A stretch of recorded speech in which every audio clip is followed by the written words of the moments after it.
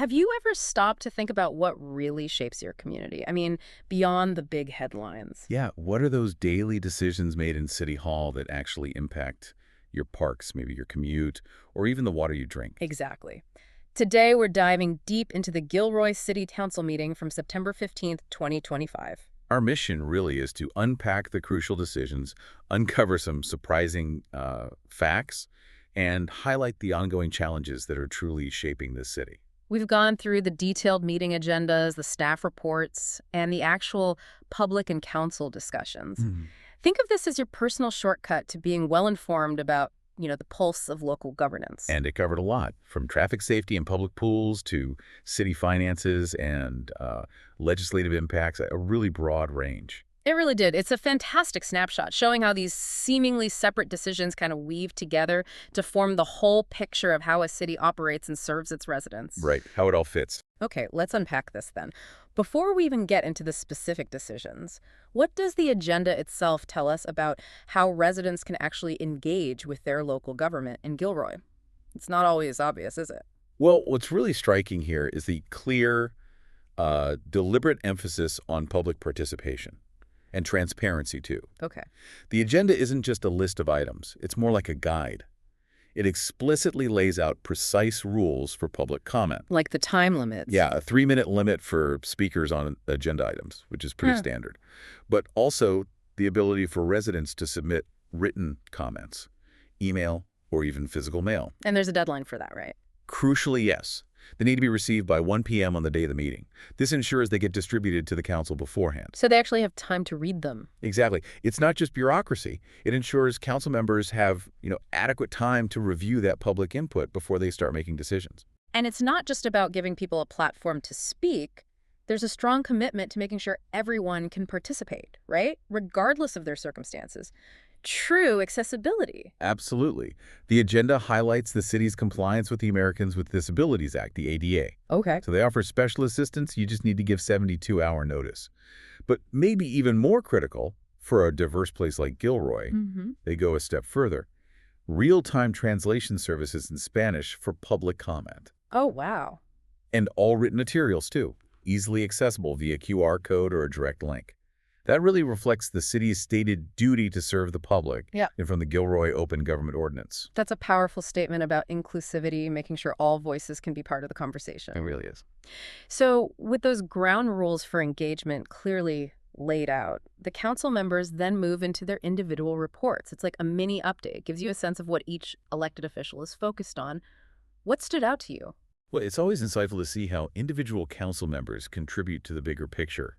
And these reports offer a window into that. Yeah. For instance, Councilmember Bracco reported on a local car show. Seems light, maybe, but it's about community engagement, local business. Sure. And he also mentioned paving. Yeah, significant street paving efforts across the city. Yeah. It's a tangible improvement, impacts your commute, maybe even property values. Definitely. Then Councilmember Fugazi focused on his work with the VTA Mobility Partnership Committee. VTA, the Transit Authority. Right. Discussing ongoing challenges with Highway 101 lanes, the construction on the 25 interchange, big regional issues that affect every driver in Gilroy. And he mentioned an economic project. Yes, he championed the South Gateway Economic Development Project. That's a major forward-looking initiative for the city's growth. And the reports kept showing this incredible range. Councilmember Hilton, for instance. She reported on the VTA Policy Advisory Committee's 2026 Transit Service Plan, and also something called the Silicon Valley Clean Energy, SVCE, Automatic Bill Credit. SVCE, that's the Cleaner Electricity Provider. Exactly. It's a public agency. So an automatic bill credit basically means money back in people's pockets. Encourages clean energy adoption, too. Nice. And the mayor. Mayor Buzzo mentioned that the South County Youth Task Force policy team is now fully funded. So it really highlights the sheer diversity of issues local reps tackle. Regional transit, clean energy, supporting youth. It's a clear sign that local governance isn't just big policy debates. It's also these ongoing diverse efforts that improve residents' lives, often behind the scenes. Definitely. Demonstrably improve things. Okay, after these reports, they move quickly through the consent calendar. For those unfamiliar, these are usually routine items approved in one go unless someone pulls one out. Right, for separate discussion. What's an example from this meeting that might normally fly under the radar but is still, significant? Well, you might be surprised by the detail involved, even in small items. For instance, the council approved transferring just over $1,600 in unclaimed checks to the city's general fund. 1,600. Sounds tiny. It does, but it's not just found money. This came from 17 checks that hadn't been claimed for over 3 years. And importantly, public notification was properly given in the Gilroy Dispatch newspaper. Ah, following the rules. Exactly. All according to California government code.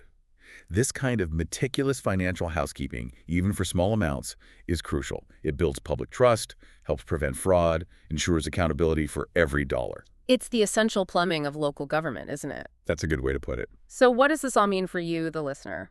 It's a snapshot of that foundational, often unseen, work that keeps things running smoothly and, well, legally. Keeps the city compliant. Moving into more substantial decisions now. The Gilroy Police Department accepted 2 pretty significant state grants aimed squarely at improving traffic safety. Can you tell us about those? Why now? What's fascinating here is how the city proactively leverages external funding for critical public safety.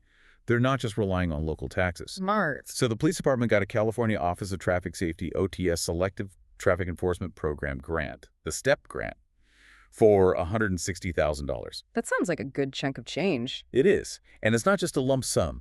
It meticulously funds a range of targeted initiatives from October 2025 through September 2026. Like what specifically? We're talking 6 DUI checkpoints, 15 DUI saturation patrols, 15 special traffic enforcement operations focusing on things like speeding, unsafe turns. The main causes of crashes. Right.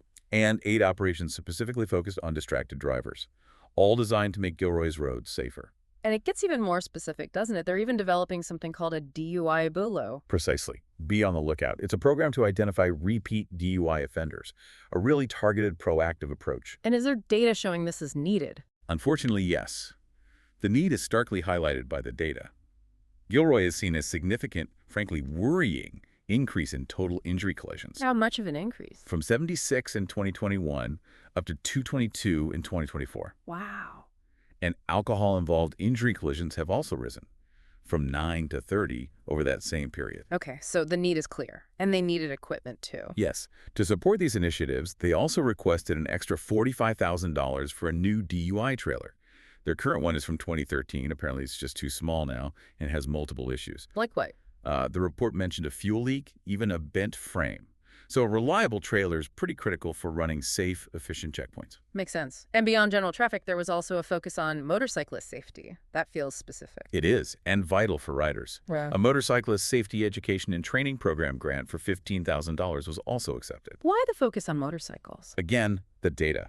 It targets a worrying increase in motorcycle injury crashes. They jumped from just 2 in 2020 to 12 in 2023. And tragically, there was a fatal motorcycle crash in 2024. So the funds will provide free advanced motorcycle training courses. Some even include law enforcement techniques for licensed riders in the area. It's proactive, preventative, trying to save lives. Good use of grant money. Sticking with law enforcement, the city also authorized a pretty significant purchase for the police department's training facility. What was that about? This really raises that important question about maintaining critical city assets, especially ones needed for, mandated training and officer well-being. Right. So what did they buy?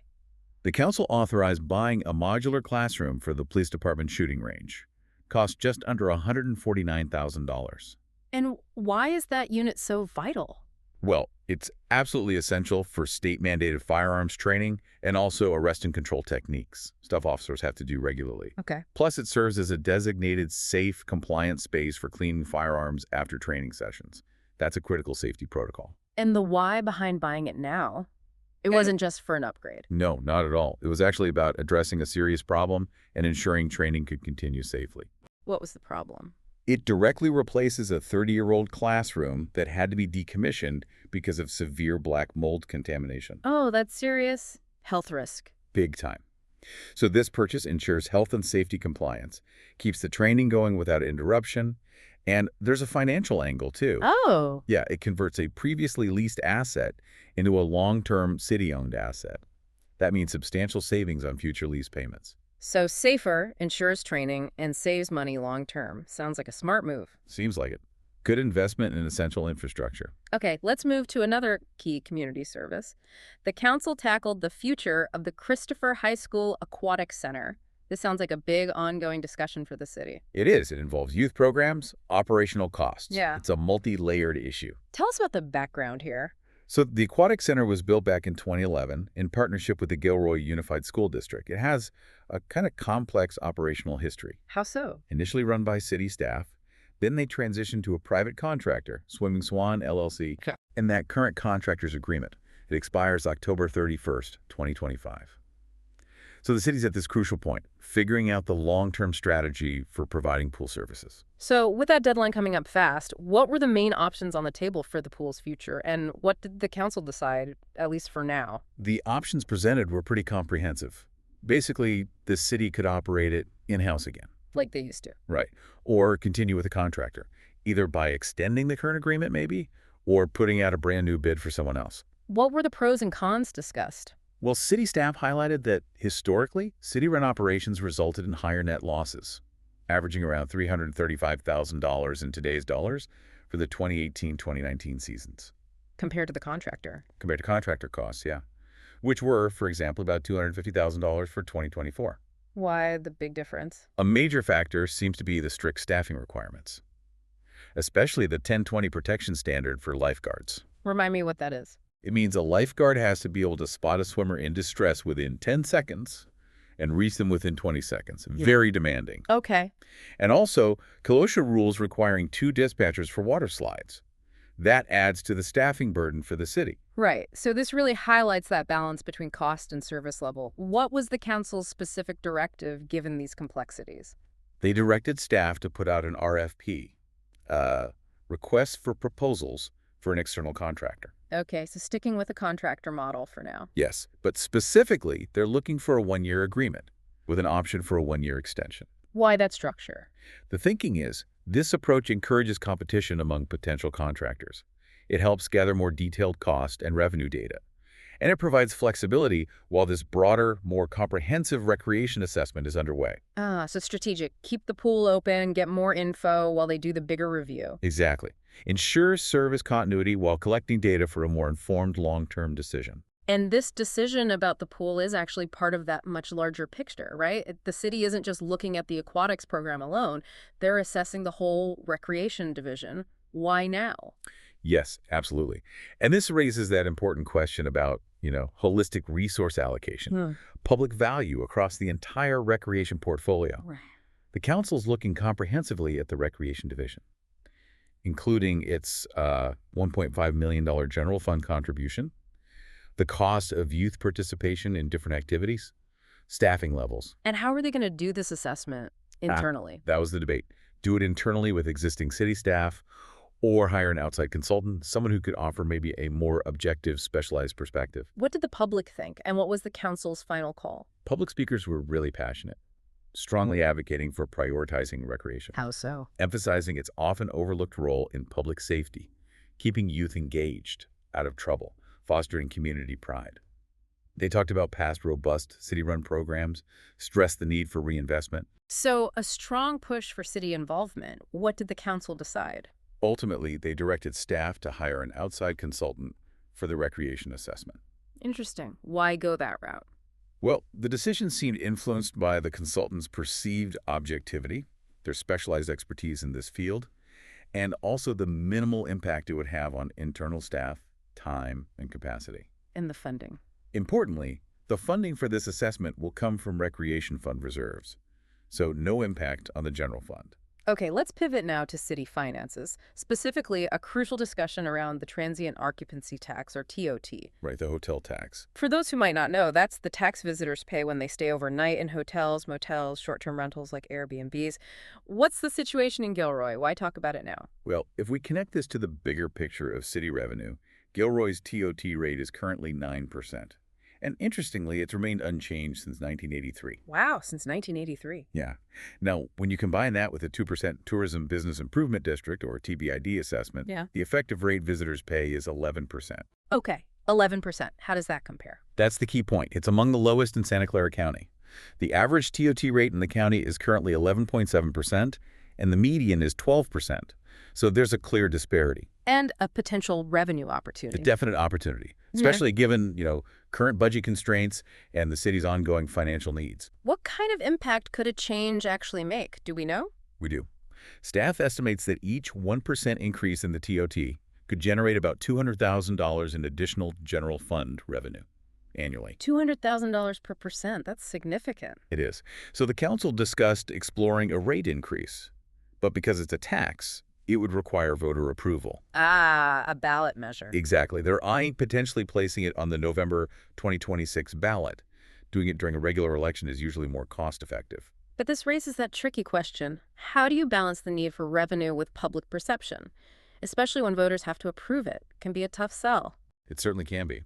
Public comment, including from the Gilroy Chamber of Commerce, really stressed the importance of clear ballot language. Why is that so critical? Because voters often misunderstand TOT. They think it's a tax on them, on residents. Instead of on travelers and visitors. Right. Visitors who use city services, roads, parks, police, without paying property taxes here. So clarity is key. Another point raised was the ongoing challenge with short-term rentals, Airbnbs, VRBOs, Compliance issues. often low compliance and actually remitting the TOT they collect to the city. It's hard to track and enforce. Is there any help on the horizon for that? Potentially, yes. There's hope pinned on Senate Bill 346, which was apparently on the governor's desk at the time of the meeting. What would that bill do? It will require platforms like Airbnb to provide property and contact info to cities. And it would mandate business licenses and TOT certification for hosts. That would significantly help cities with enforcement and collection. Okay, that sounds like a potential game changer. So, what does this all mean for Gilroy's financial future? How are they approaching this TOT increase idea? The council ultimately gave a sort of thumbs up to explore a TOT increase, but they specifically favored the idea of a flexible cap. A flexible cap, how does that work? Instead of setting one fixed rate, say 12%, voters would approve a maximum rate, maybe 13% or 13%. Then the council could adjust the actual rate incrementally up to that cap in the future without needing repeated voter approval each time. Ah, so it gives them agility. Exactly. They can respond to economic conditions, stay competitive with neighboring cities, but still have that voter-approved ceiling. It means potentially more stable, predictable revenue for essential services. But they'd still need to communicate why they adjust it, right? Absolutely. Transparency would be crucial so voters don't feel blindsided later. Okay. Finally, the city administrator and city attorney gave some quick, interesting updates, shed some light on other critical areas. What were those? The city administrator announced two key things. First, closing escrow on a property at 6601 Cameron Boulevard. What's significant about that property? It secures a future well site. That's a critical step to bolster the city's long-term water supply. Really important with growth and drought concerns. Definitely. And the second item? The expectation of getting over $500,000 from a PFAS class action claim against 3M and DuPont. PFAS, those are the forever chemicals. That's right, per and polyfluoroalkyl substances found in lots of things. Don't break down easily. This settlement basically acknowledges the costs cities face to remove these contaminants from water supplies. So that $500,000 plus for Gilroy. It's not a silver bullet, but it's crucial seed money, potentially, for upgrading water infrastructure, making drinking water safer long-term. Good news there. And the city attorney had a legal update. Sounded fascinating. It was. It impacts all charter cities in California, like Gilroy. It concerned the Huntington Beach versus State of California housing element case. What was the issue there? Huntington Beach is a charter city, operates under its own local constitution, basically. They argued they didn't have to comply with state housing laws regarding their housing element, claiming their charter gave them more autonomy. And the court said. The court ruled decisively against Huntington Beach, reinforced that even charter cities are bound by state housing laws. So no special exemptions. Exactly. It unequivocally clarifies the legal landscape for cities like Gilroy, confirms state housing mandates apply universally across California, a big deal for state housing goals. Wow. So we've really navigated the complex waters of local governance in Gilroy today. We have, from securing grants for traffic safety, investing in public facilities like the Aquatics Center, To strategic financial planning with the hotel tax and tackling these significant housing and environmental challenges. it really underscores that constant, intricate balancing act cities face every single day, doesn't it? It does. Enhancing public safety, providing essential services, carefully managing finances, responding to community needs. all while trying to be transparent and engage the public meaningfully. As we've seen, local decisions often hinge on this fascinating blend of hard data, passionate community input, and, well, shrewd strategic financial planning. It's a complex mix. So here's a final thought for you, our listeners. What aspects of your own community's governance would you most like to deep dive into to truly understand how all these layers interact and ultimately shape your daily life? Something to think about. That's all for this deep dive.